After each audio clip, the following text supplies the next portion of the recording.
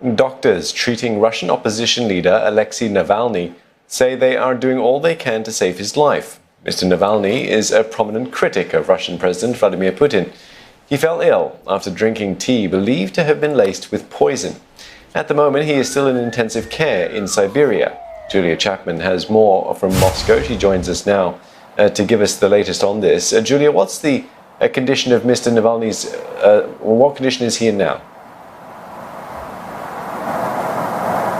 We understand he's in a critical condition. He is in a coma in hospital in Omsk, where his plane carried out an emergency landing after he took ill on a flight from Tomsk to Moscow. That's according to Kira Yarmish, his spokeswoman, who says they were flying back to Moscow together. Now, she says she believes that he has been poisoned. He had a cup of tea at Tomsk airport that she thinks was laced with poison. That has not been confirmed yet by doctors at the hospital where Alexei Navalny is receiving treatment. They say there has been no diagnosis so far. They've carried out a number of tests and will update the press later on today. But his team does believe that he may have been poisoned. His family has now flown in, his wife and his personal doctor, but we understand they are being barred from seeing him in that hospital in Omsk.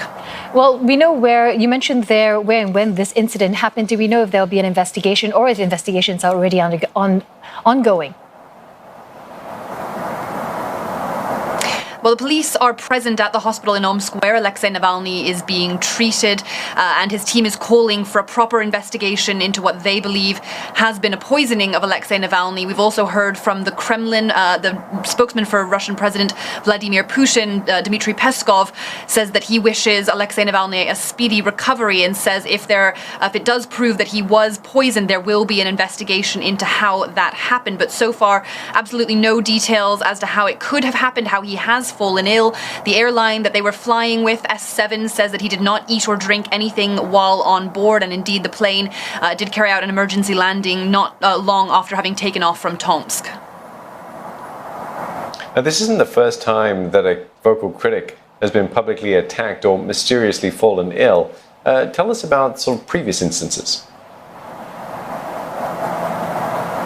There have indeed been a few similar incidents. Of course, we still don't know exactly what's happened with Mr. Navalny, but of course, it does bring to mind some similar incidents where critics of the Kremlin have met very grisly ends, or at least attempted assassinations. Alexander Litvinenko, the former KGB agent who was poisoned with tea in 2006, who subsequently died from that polonium poisoning. And then, of course, in 2018, when Yulia and Sergei Skripal were targeted in the United Kingdom with a nerve agent, they survived that attempt on their life, but the UK government believes that was carried out by the GRU, Russian military intelligence. Both of those incidents have been denied. The responsibility for those incidents have been denied at the very highest levels of Russian government.